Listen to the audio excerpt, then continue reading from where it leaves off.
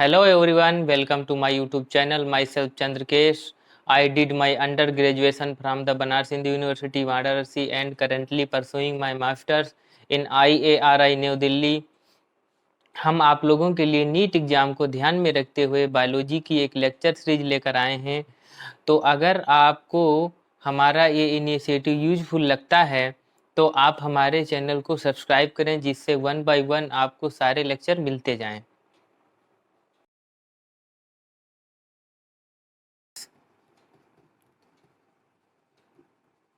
Mitosis को equational cell division बोला जाता है या इसको सोमैटिक सेल डिवीजन भी बोलते हैं, और इसको होमोटाइपिक सेल डिवीजन भी बोला जाता है। होमोटाइपिक cell division.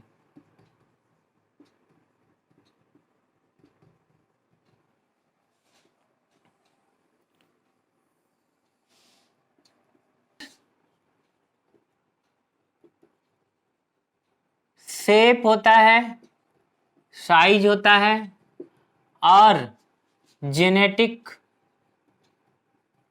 Content of daughter cell. जो डॉटर सेल बनेगी उसका साइज भी सेम होगा, पेरेंट सेल के जैसा होता है। उसके अंदर जो जेनेटिक मटेरियल होगा, जितना जेनेटिक मटेरियल पेरेंट सेल के अंदर होता है उतना ही डॉटर सेल के अंदर होगा, और उसका शेप, साइज, ये सब सिमिलर होता है। इसलिए इसको हम लोग होमोटाइपिक सेल डिवीजन बोलते हैं या इक्वेशनल सेल डिवीजन बोलते हैं। मान लीजिए कि कोई ये सेल है, तो इस सेल के अंदर यहाँ पे क्या है कि क्रोमोसोम होगा, जेनेटिक मटेरियल होगा, तो ये 2n है। तो जो दो सेल बनेगी माइटोसिस के द्वारा, तो दोनों सेल क्या होती हैं, यहाँ पे दोनों सेल जो होंगी, यहाँ पे माइटोसिस अगर होता है तो एक सेल से दो सेल बनती हैं, और दोनों की दोनों सेल कैसी होंगी, 2n होंगी।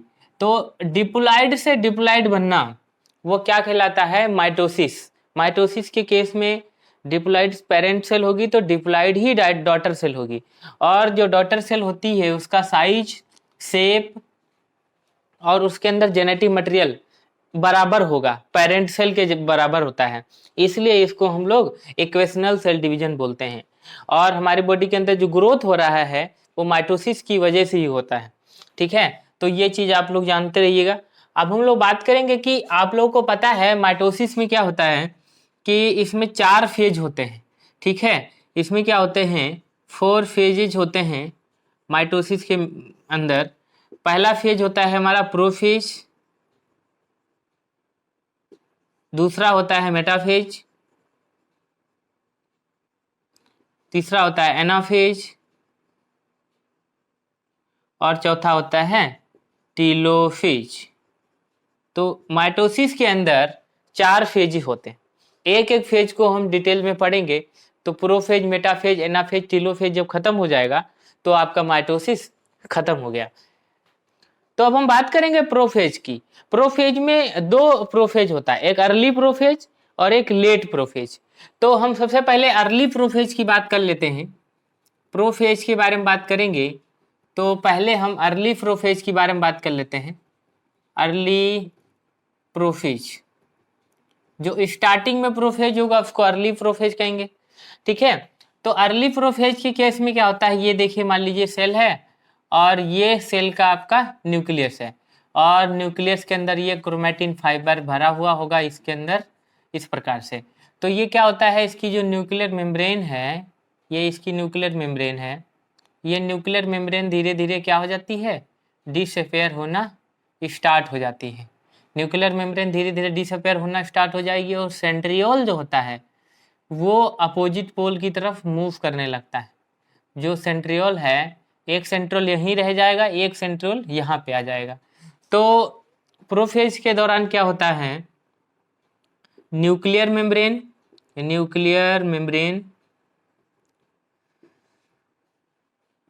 Nucleolus start disappearing.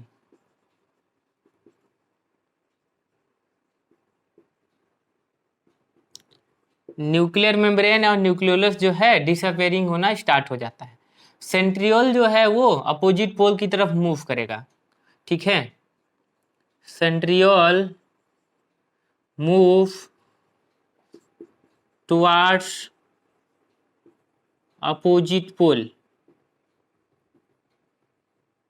सेंट्रियोल जो है अपोजिट पोल की तरफ मूव कर जाएगा और इसके अंदर जो जेनेटिक मटेरियल है, जो क्रोमोसोम है, क्रोमोसोम अपीयर होगा जस्ट थ्रेड लाइक स्ट्रक्चर के जैसा,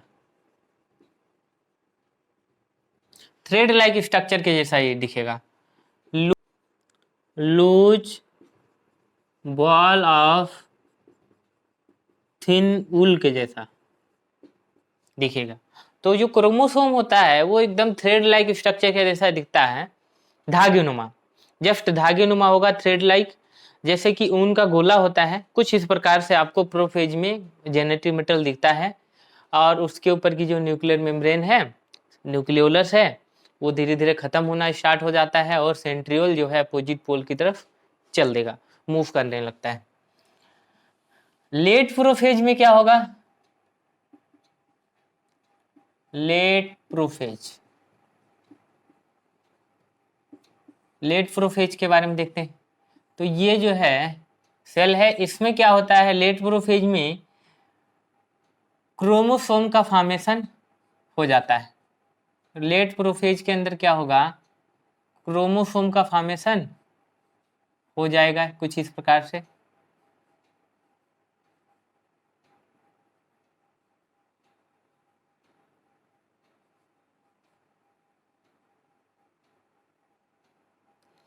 कुछ इस प्रकार से क्रोमोसोम का फॉर्मेशन हो जाता है।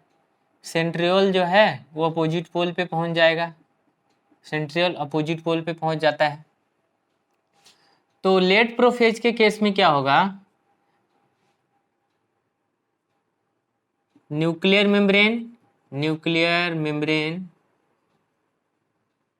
एंड न्यूक्लियोलस डिसअपेयर हो जाएगा। न्यूक्लियर मेम्ब्रेन या न्यूक्लियोलस डिसअपेयर हो जाएगा, जिसकी वजह से जो साइटोप्लाज्म होगा सेल का और न्यूक्लियोप्लाज्म होगा वो दोनों आपस में मिक्स हो जाएंगे। तो साइटोप्लाज्म एंड न्यूक्लियोप्लाज्म मिक्स हो जाएंगे। और आपको पता है कि जो न्यूक्लियोप्लाज्म होता है, न्यूक्लियोप्लाज्म का मतलब जो न्यूक्लियस के अंदर फ्लूइड भरा होगा, साइटोप्लाज्म में जो न्यूक्लियस के बाहर जो फ्लूइड होता है उसको साइटोप्लाज्म कहते हैं। तो साइटोप्लाज्म जो होता है वो कम गाढ़ा होता है और जो न्यूक्लियोप्लाज्म होता है थोड़ा गाढ़ा होता है, ठीक है। तो ये दोनों आपस में मिक्स हो जाते हैं, जिसकी वजह से इसके अंदर जो फ्लूइड होगा उसकी क्या हो जाएगी, विस्कोसिटी बढ़ जाएगी, ठीक है। तो इसकी क्या हो जाती है, विस्कोसिटी इंक्रीज हो जाएगी। और क्या होगा कि क्रोमोसोम के अंदर कंडेंसेशन स्टार्ट हो जाता है, क्रोमोसोम अंडरगो कंडेंसेशन। तो क्रोमोसोम में क्या होगा, कंडेंसेशन स्टार्ट हो जाएगा, कंडेंसेशन स्टार्ट हो जाएगा, पॉजिटिव कॉइलिंग होने लगती, पॉजिटिव कॉइलिंग। तो क्रोमोसोम के अंदर क्या होगा, कंडेंसेशन होगा।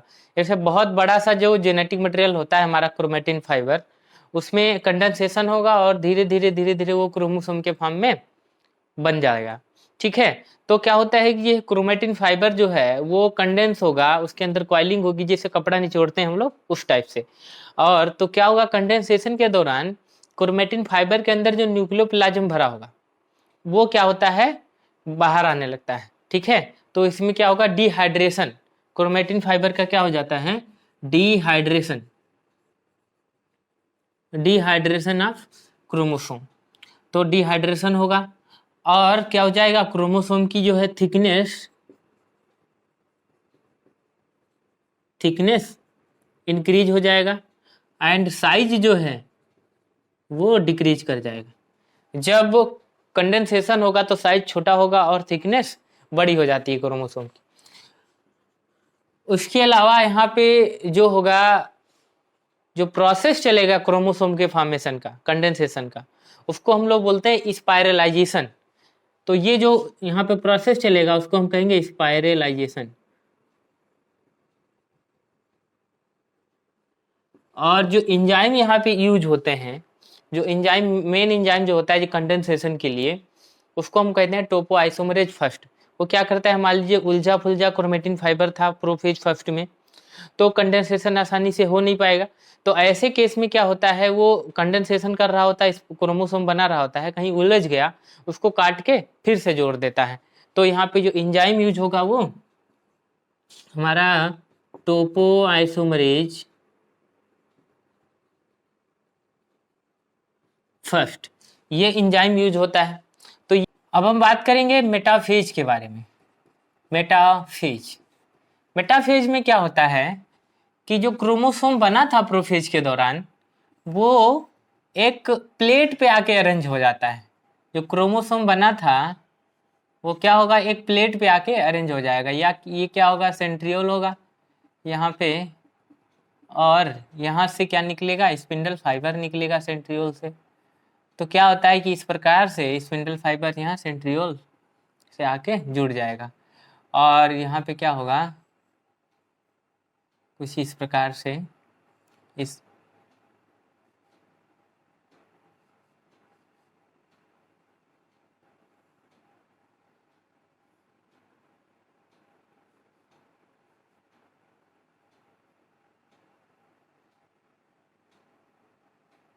कुछ इस प्रकार से एक प्लेट बन जाएगी। तो मेटाफेज के दौरान क्या होता है, इक्विटोरियल प्लेट का फॉर्मेशन होता है, या इसको मेटाफेज प्लेट बोलते हैं। तो मेटाफेज प्लेट या इक्वेटोरियल प्लेट का फॉर्मेशन होता है। जैसे देखिए एक प्लेट बन गई। मेटाफेज जो होता है ये एक बेस्ट स्टेज है, it is a best stage for study of morphology of chromosome.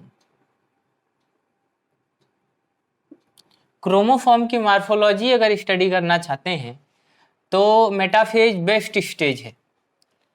Chromosome का साइज, क्रोमोसोम का नंबर, क्रोमोसोम के अंदर जेनेटिक मटेरियल, कितने क्रोमोसोम हैं, ठीक है, सेल के अंदर, ये सारी चीजें अगर आप स्टडी करना चाहते हैं तो मेटाफेज सबसे बेस्ट स्टेज बोला जाता है, ठीक है। और क्या होगा यहाँ मेटाफेज के अंदर, कंडेंसेशन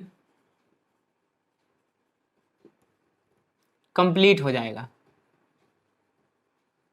कंडेंसेशन जो है वो कंप्लीट हो जाता है मेटाफेज के दौरान। और मेटाफेज में क्या होगा कि क्रोमोसोम के साथ स्पिंडल फाइबर अटैच हो जाता है, ठीक है। तो स्पिंडल फाइबर जो है, spindle fibre attached to kinetochore,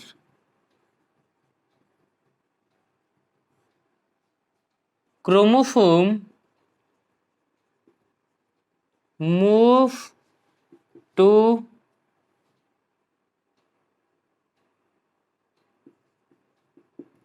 spindle equator and form metaphase plate। इसलिए सेंट्रोमियर को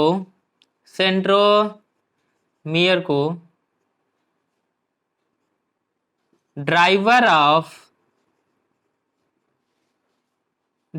ऑफ क्रोमोसोम बोला जाता है। क्रोमोसोम का ड्राइवर बोला जाता है सेंट्रोमियर को।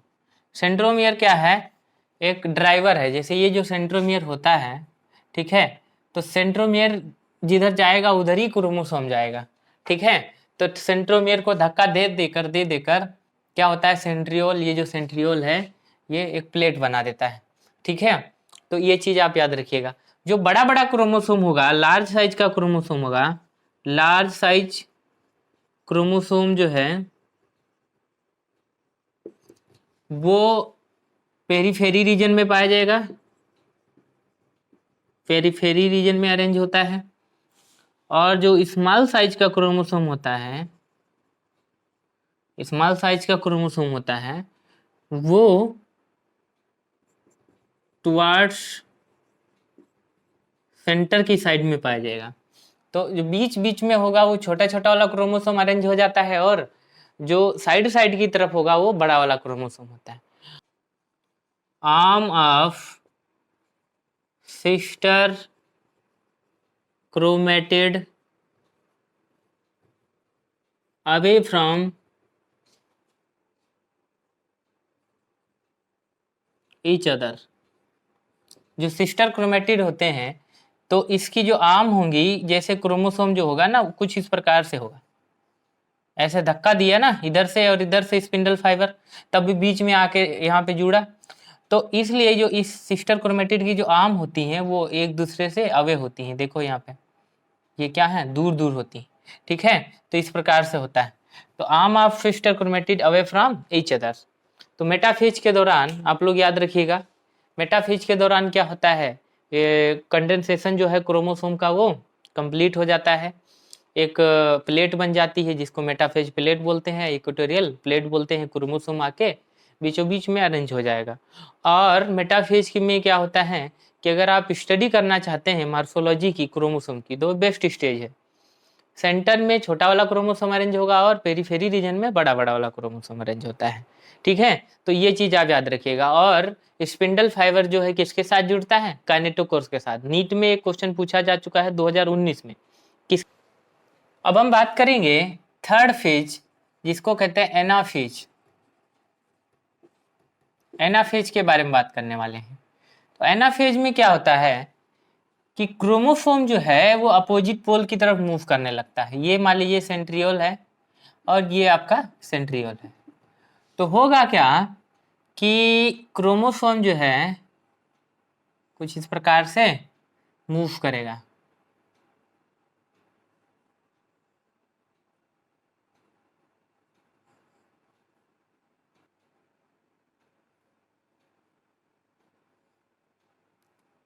तो एनाफेज के दौरान क्या होता है, ये जो स्पिंडल फाइबर है ये दोनों साइड से खींचते हैं, और क्या होगा, क्रोमोसोम मूव कर जाएगा दोनों साइड की तरफ। दोनों अपोजिट पोल पे जाके क्रोमोसोम इकट्ठा हो जाता है, ठीक है। तो chromosome move toward opposite pole. तो एनाफेज में क्या होगा, chromosome move towards opposite pole. Opposite pole की साइड में मूव करेगा, दोनों पोल पे आके आ जाता है। कैसे आता है, क्योंकि यहाँ पे क्या है ना, क्रोमोसोम का जो स्पिंडल फाइबर है, ये स्पिंडल फाइबर, तो ये स्पिंडल फाइबर क्या करता है, खींचता है। तो ये वाले स्पिंडल फाइबर को हम लोग क्या बोलते हैं, जो खींचता है इसको हम लोग बोलेंगे क्रोमोसोमल स्पिंडल फाइबर। ये क्रोमोसोम से जो अटैच है, क्रोमोसोमल स्पिंडल फाइबर। तो क्रोमोसोम के बीच बीच में स्पिंडल फाइबर होता है, दो क्रोमोसोम के बीच में, जो दोनों क्रोमोसोम को स्प्लिट करवाता है। जो दो ये जो क्रोमोसोम है, जो क्रोमोसोम के बीच बीच में है, जो दोनों क्रोमोसोम को दोनों साइड में धक्का देता है, इसको हम लोग बोलते हैं, इसको बोलते हैं inter zonal spindle fibre. Spindle fibre, inter zonal spindle fibre. और कुछ स्पिंडल फाइबर और भी होते हैं जो पूरे ऐसे कंटिन्यू होते हैं, तो इसको हम लोग बोलते हैं कंटिन्यूअस स्पिंडल फाइबर। इसीलिए जो ये क्रोमोसोमल स्पिंडल फाइबर होता है, जो क्रोमोसोम के साथ स्पिंडल फाइबर अटैच होगा, इसको हम लोग डिसकंटिन्यूअस स्पिंडल फाइबर भी बोलते हैं। डिसकंटिन्यूअस स्पिंडल फाइबर भी बोलते हैं, स्पिंडल फाइबर भी बोलेंगे। तो होता क्या है कि क्रोमोसोम जो है अपोजिट पोल की साइड में मूव करता है, किसकी वजह से, जो स्पिंडल फाइबर होगा, स्पिंडल फाइबर ही खींचता है। तो स्पिंडल फाइबर के अंदर ट्यूबुलिन प्रोटीन पाया जाता है, और ट्यूबुलिन प्रोटीन के कंट्रैक्शन की वजह से स्पिंडल फाइबर अपोजिट पोल की तरफ मूव करता है, ठीक है। तो ये किसकी वजह से मूव हुआ, due to contraction of tubulin protein. तो अब यहाँ पे जो ट्यूबलिन प्रोटीन कंट्रैक्शन कर रहा है उसकी वजह से क्या होता है, सेंट्रोमियर जो है वो स्प्लिट कर जाता है। जैसे देखिए ये क्रोमोसोम है, ये क्रोमोसोम है, जब दोनों साइड से स्पिंडल फाइबर इधर को एक उधर खींचेगा एक इधर खींचेगा तो ये सेंट्रोमियर जो है बीच में ये क्या करेगा, स्प्लिट कर जाएगा। ठीक है, और स्पिंडल फाइबर छूटेगा तो है नहीं सेंट्रोमियर से, क्यों? क्योंकि वहाँ काइनेटोकोर है, काइनेटोकोर बहुत अच्छे से जोड़ के रखता है।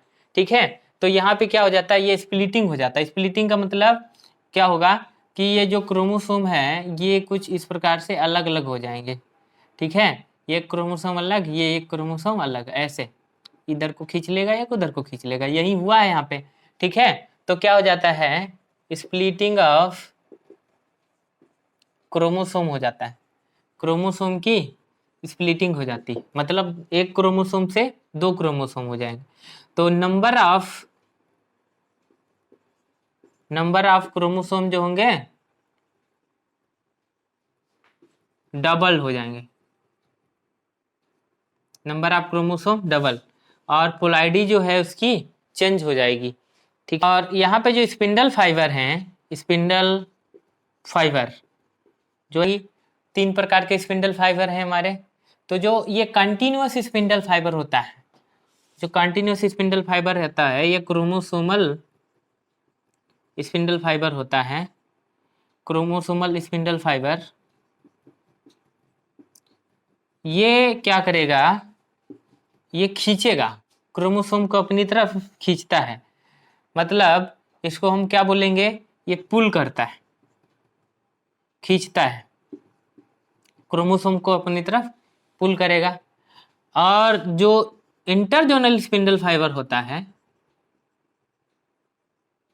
इंटरजोनल स्पिंडल फाइबर, ये क्या करता है, पुश करता है, ये बीच से ऐसे इधर को दोनों साइड में धक्का देगा इंटरजोनल स्पिंडल फाइबर, और ये जो क्रोमोसोमल स्पिंडल फाइबर होता है ये खींचता है, इधर से भी खींचेगा उधर से भी खींचेगा। ट्यूबुलिन प्रोटीन का कंट्रैक्शन होगा, तेजी से इधर से खींचेगा उधर से खींचेगा, और बीच से क्या होगा, ये इंटरजोनल स्पिंडल फाइबर धक्का देगा दोनों साइड में। ठीक है, तो क्या होता है कि एक कुछ क्रोमोसोम इधर आ जाएंगे, कुछ क्रोमोसोम उधर आ जाएंगे, तो अपोजिट पोल की साइड में मूव कर जाते हैं। और ये जो एनाफेज है ये बेस्ट स्टेज है, best stage for study of shape. Chromosome की अगर स्टडी करना चाहते हैं शेप की तो एनाफेज सबसे अच्छा है। तो एनाफेज में क्या होता है कि कुछ क्रोमोसोम जो होते हैं, मेटासेंट्रिक क्रोमोसोम जो होगा, अगर मेटासेंट्रिक क्रोमोसोम होता है, मेटासेंट्रिक क्रोमोसोम होगा तो वो वी शेप दे देगा, और सब मेटासेंट्रिक अगर होगा, सब मेटासेंट्रिक क्रोमोसोम जो होता है तो वो क्या दे देगा, एल शेप दे देगा क्रोमोसोम का। और अगर टीलोसेंट्रिक क्रोमोसोम होगा, सॉरी एक्रोसेंट्रिक क्रोमोसोम होगा तो वो क्या दे देगा, जे शेप देगा। और अगर टीलोसेंट्रिक होगा तो वो आई शेप दे देगा या रॉड शेप दे देगा। ठीक है, तो कुछ इस प्रकार से शेप अगर आप स्टडी करना चाहते हैं तो बेस्ट स्टेज है एनाफेज। तो एनाफेज के दौरान बेसिकली क्या होता है, क्रोमोसोम की स्प्लिटिंग होती है, क्रोमोसोम अपोजिट पोल की तरफ मूव करते हैं, स्पिंडल फाइबर खींचता है, कुछ स्पिंडल फाइबर बीच बीच में होते हैं, जो इंटरजोनल स्पिंडल फाइबर होते हैं वो धकेलते हैं। ठीक है, तो इंटरजोनल स्पिंडल फाइबर धकेलेंगे क्रोमोसोम को, और जो कंटिन्यूस स्पिंडल फाइबर होता है वो खींचता है, जिसकी वजह से क्रोमोसोम की स्प्लिटिंग हो जाती है और क्रोमोसोम क्या हो जाते हैं, डबल हो जाते हैं। टीलोफेज, टीलोफेज क्या होगा, प्रोफेज का जस्ट अपोजिट होता है। ठीक है, तो यहाँ पे क्या होगा, डीकंडेंसेशन ऑफ क्रोमोसोम, क्रोमोसोम का डीकंडेंसेशन होता है। क्रोमोसोम क्या करेगा, lose its individuality.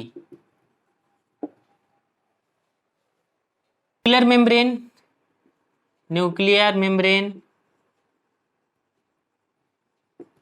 Nucleolus, cell organelle, cell organelles like endoplasmic reticulum, Golgi body, lysosome, mitochondria, ये सब फिर से बन जाएंगे। ठीक है, nuclear membrane, nucleolus, cell organelle form होता है, जस्ट इस प्रकार से होता है कुछ। ये देखिए, दो न्यूक्लियस बन जाते हैं और क्या हो जाता है, इसके बाद फिर साइटोकाइनेसिस हो जाता है। और अगर साइटोकाइनेसिस नहीं हुआ, इफ साइटोकाइनेसिस